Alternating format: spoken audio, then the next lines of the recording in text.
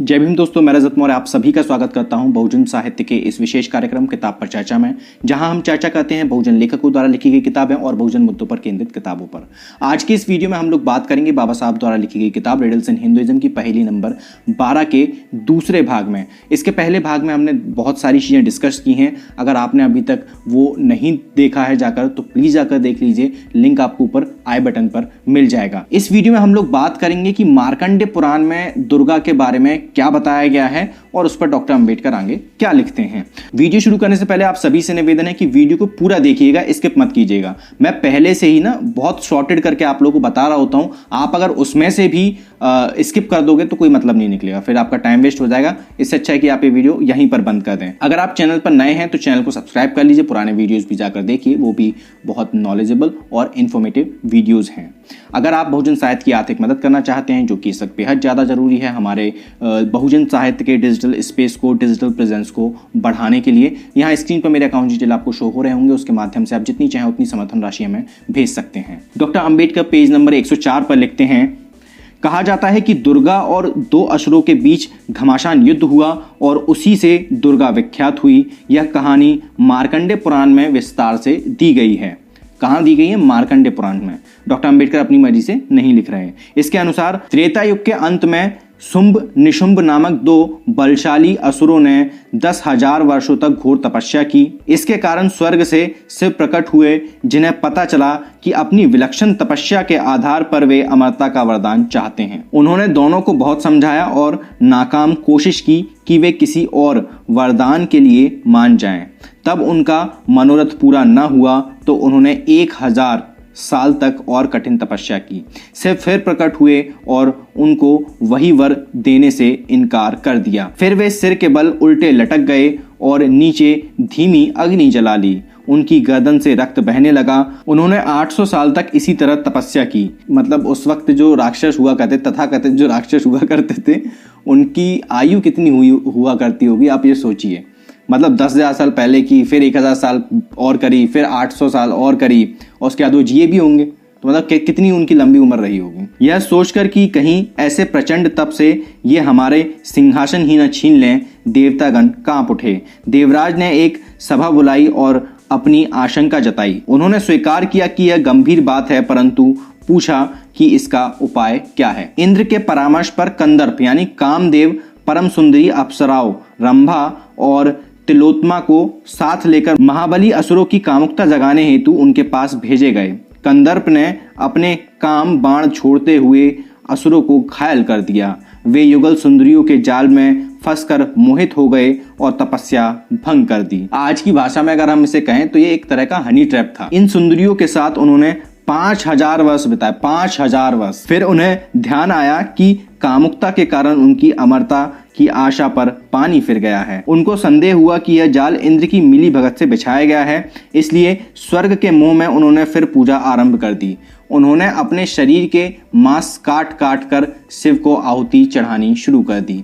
1000 वर्ष तक यह क्रम जारी रहा। वे कंकाल बन गए। 1000 साल तक कोई भी राक्षस, कथित राक्षस, अपना मांस चढ़ाते रहा और उसका वो मरा नहीं। उसके शरीर में भैया ऐसा कितना मांस था, कितना बड़ा रहा होगा फिर तो। मतलब मुझे ऐसा लगता है कि कम से कम 100 फुट का तो रहा होगा। 10 फीट की तो बात ही अलग है, 100 फीट का होना चाहिए कम से कम। 1000 साल तक वो अपने शरीर का मांस चढ़ाते जा रहा है। क्या कुछ भी लिखा है यार। तब से प्रकट हुए और उन्हें वरदान दिया कि वे देवताओं से भी बढ़कर बलशाली होंगे। अच्छा, शिव ने उन्हें वरदान भी दे दिया। फिर आगे लिखा है, देवताओं से अधिक बलशाली होकर उन्होंने उनसे युद्ध छेड़ दिया।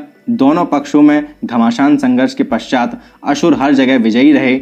जब इंद्र और अन्य देवताओं की स्थिति दयनीय हो गई तो उन्होंने ब्रह्मा और विष्णु से हस्तक्षेप के लिए कहा। दोनों ने उन्हें शिव के पास भेज दिया। शिव ने कहा कि वह कुछ करने में समर्थ नहीं है। उन्हें याद दिलाया गया कि इसके कारण तो वही हैं, उन्हीं के वरदान के कारण वे नष्ट हो रहे हैं। तब शिव ने उन्हें देवी दुर्गा की तपस्या करने की सलाह दी। उन्होंने ऐसा ही किया। कुछ समय पश्चात देवी प्रकट हुई और उन्हें वर दिया। फिर अपने आप एक साधारण स्त्री का रूप धारण किया और पानी का एक घड़ा लेकर वह देवताओं के बीच से गुजरी। फिर उन्होंने अपना वास्तविक रूप धारण कर लिया और कहा कि वे मेरी स्तुति कर रहे हैं। यह नई देवी हिमालय पर्वत पर गई, जहां शुंभ निशुंभ के 2 दूत चंड और मुंड रहते थे। जब ये दैत्य पर्वत पर विचर रहे थे तो उन्होंने देवी को देखा और वे उसका रूप देखकर चकित रह गए। उन्होंने मतलब ये सब पहले से ही कामुकता से भरे हुए सभी लोग थे, चाहे वो देवता हो, चाहे वो उस समय के जो काल्पनिक राक्षस हैं या काल्पनिक देवता हैं, सब वो लड़की देख के फिसल जाते थे। उन्होंने अपने अपने स्वामी से इसका वर्णन किया और उन्हें सलाह दी कि वे देवी को प्राप्त करने की कोशिश, चाहे उन्हें अपनी वे सारी निधियां भी न्यौछावर क्यों न करनी पड़े जो उन्होंने स्वर्ग के देवताओं से लूटी हैं। ये भी अलग तरह के पीस थे, मतलब इनके जो दूत थे उन्होंने कह दिया और इन्हें मान भी लिया। मतलब कुछ तो भी है भाई, कुछ तो भी है। कोई मेरे पास अगर आके कहे तो मैं उसके कान के नीचे और बता दूं। देवी ने मुस्कुराते हुए उसे आमंत्रित किया कि वह अपने स्वामी के आदेश का पालन करे। उस वीर के आने पर देवी ने एक भयानक गर्जना की जिससे वह भस्मीभूत हो गया। मतलब गर्जना से, चिल्लाने से वह भस्मीभूत हो गया। इसके पश्चात उन्होंने दैत्य की सेना नष्ट कर दी, केवल कुछ भगोड़ों को छोड़ दिया जिससे कि वह समाचार अपने स्वामी को दे सकें। शुंभ निशुंभ आग बबूला हो गए और उन्होंने चंड मुंड को भेजा। पर्वत पर जाकर उन्होंने देखा कि एक स्त्री गधे पर बैठी अट्ठास कर रही है, गधे पे बैठ के, क्या ही बोला जाए। उन्हें देखकर वह कुपित हो गई और उनकी सेना के 10, 20 और 30 सैनिकों को एक साथ उठाकर ऐसे खाने लगी जैसे कोई फल खाता है। मतलब कुछ भी लिखा गया भाई, कुछ भी, मतलब उनका कोई सर पैर नहीं है। वो गधे पर बैठी है तो गधा आज के हिसाब से अगर देखा जाए तो कितना बड़ा होता है गधा, आपको ही पता है। उसके ऊपर एक औरत बैठी हुई है और वो 10-20 सैनिकों को खा रही है। मतलब क्या सीन है यार ये, कुछ भी। देवी ने फिर मुंड के बाल पकड़े और उसका सिर काटकर अपने मुख के ऊपर लटका कर उसका खून पिया। चंड ने जब एक वीर की यह गति देखी तो वह देवी की ओर बढ़ा, पर वह सिंह पर चढ़ गई और उस पर झपट पड़ी और उसका भी वही हाल किया जो मुंड का किया था। उसने बहुत से सैनिकों को खा लिया और घायलों का खून पी लिया। कि शुंग और निशुंभ के सेना नायक और अपने शत्रु रक्तबीज को नष्ट कर दिया। महाबलियों ने जैसे ही यह चिंताजनक समाचार सुना, उन्होंने स्वयं जाने का संकल्प किया और अपने सैनिकों को एकत्र करके असंख्य वीरों को लेकर हिमालय की ओर बढ़ गए। देवताओं ने इस विशाल सेना को आश्चर्यपूर्वक देखा और देवियां महामाया दुर्गा की सहायता के लिए आ गईं। देवी शीघ्र ही शुंभ निशुंभ के सेना नायक और अपने शत्रु रक्तबीज को नष्ट कर दिया। उन्होंने देखा कि देवी ने उनकी पूरी सेना का सफाया कर दिया। यद्यपि उन्होंने रक्तबीज के पूरे शरीर को छलनी कर दिया, किंतु उसके रक्त की एक एक बूंद से एक एक सहस्त्र रक्तबीज पैदा हो गए। इस प्रकार असंख्य शत्रुओं ने दुर्गा को घेर लिया। देवों ने देखा कि देवी के लिए संकट उत्पन्न हो गया। इस अवसर पर दुर्गा के साथ लड़ रही काली से कहा कि यदि वह रक्तबीज के रक्त की बूंद धरती पर न गिरने से पहले ही पी जाएगी तो चंडी उससे लड़कर उसकी चाल विफल कर देगी। काली ने स्वीकार कर लिया। इस प्रकार सेना नायक सहित पूरी सेना को मौत के घाट उतार दिया गया। आगे डॉक्टर अम्बेडकर लिखते हैं, वैदिक और पौराणिक देवियों की तुलना पर कुछ दिलचस्प सवाल उठते हैं। इनमें से कुछ बिल्कुल स्वाभाविक हैं। वैदिक साहित्य में असुरों के साथ युद्ध के अनेक उल्लेख हैं। ब्राह्मण साहित्य में भी उनकी भरमार है, परंतु असुरों के साथ सभी युद्ध वैदिक देवों ने लड़े। वैदिक देवियां उनमें सम्मिलित नहीं थीं। पौराणिक देवियों के संबंध में स्थिति बिल्कुल बदल गई है। पौराणिक काल में भी वैदिक काल की भांति असुरों से युद्ध के विवरण हैं। फर्क यह है कि वैदिक काल में असुरों से देवता लड़े, जबकि पौराणिक काल में लड़ने का काम देवियों पर छोड़ दिया गया। पौराणिक देवियों को वह क्यों करना पड़ा जो वैदिक काल में देवताओं ने किया था? ऐसा नहीं है कि पौराणिक काल में देवता विद्यमान नहीं थे। ब्रह्मा, विष्णु और शिव मौजूद थे, जिनका पौराणिक काल में आधिपत्य रहा था। जब वे असुरों से युद्ध के लिए मौजूद थे तो देवियां उस उद्देश्य से क्यों आगे आईं? यह एक पहेली है जिसका समाधान होना चाहिए, जो कि नहीं हो सकता क्योंकि कहीं इसका जिक्र ही नहीं मिलता है। दूसरा सवाल यह है कि शक्ति का वह स्रोत क्या है जो पौराणिक देवियों में विद्यमान था और वैदिक देवियों में नहीं था? पौराणिकों का उत्तर है कि देवताओं की शक्ति ही देवियों में निहित थी। सामान्यतः सिद्धांत यह था कि प्रत्येक देव में शक्ति थी और वही शक्ति उनकी पत्नियों में विराजमान थी। यह सिद्धांत इतना प्रचलित हुआ कि देवियां शक्ति कहलाने लगीं और देवियों के उपासक शाक्त कहलाए। फिर डॉक्टर अम्बेडकर लिखते हैं कि इस सिद्धांत के ऊपर भी एक दो सवाल हैं जिनके जवाब वांछित हैं। पहला यह कि पुराणों में वैसे तो कई देवियों के नाम हैं, किंतु उनकी संख्या वास्तव में 5 ही है ना। पुराण, अब यहाँ पर डॉक्टर अम्बेडकर पुराण का हवाला दे रहे हैं। पुराणों में कितनी संख्या है देवियों की? 5। कौन कौन है? सरस्वती, लक्ष्मी, पार्वती, दुर्गा और काली। अब ये पार्वती, दुर्गा और काली तो शायद मुझे लगता है एक ही हैं। सरस्वती और लक्ष्मी ब्रह्मा और विष्णु की पत्नियां हैं जो शिव की भांति ही पौराणिक देवता हैं।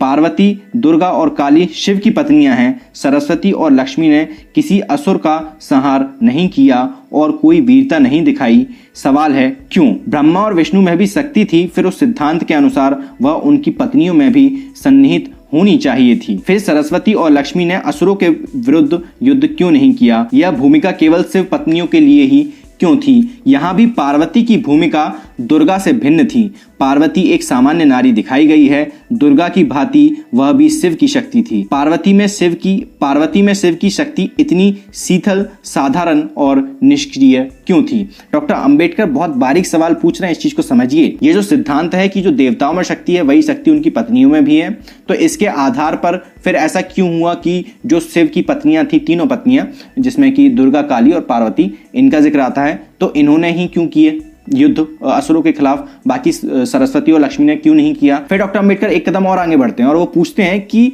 शिव की तीनों पत्नियों में भी दुर्गा और पार्वती की जो स्थिति है वो इतनी भिन्न क्यों है? पार्वती के अंदर भी शिव की शक्ति है लेकिन वो इतनी शीतल क्यों है? जो दुर्गा है वो इतनी अग्रेसिव क्यों है? वो इतने असुरों से लड़ क्यों रही हैं? और उनका जो एक रूप दिखाया गया है बहुत ही प्रचंड रूप दिखाया गया है, तो ऐसा क्यों है? ये सवाल अपने आप से पूछेगा।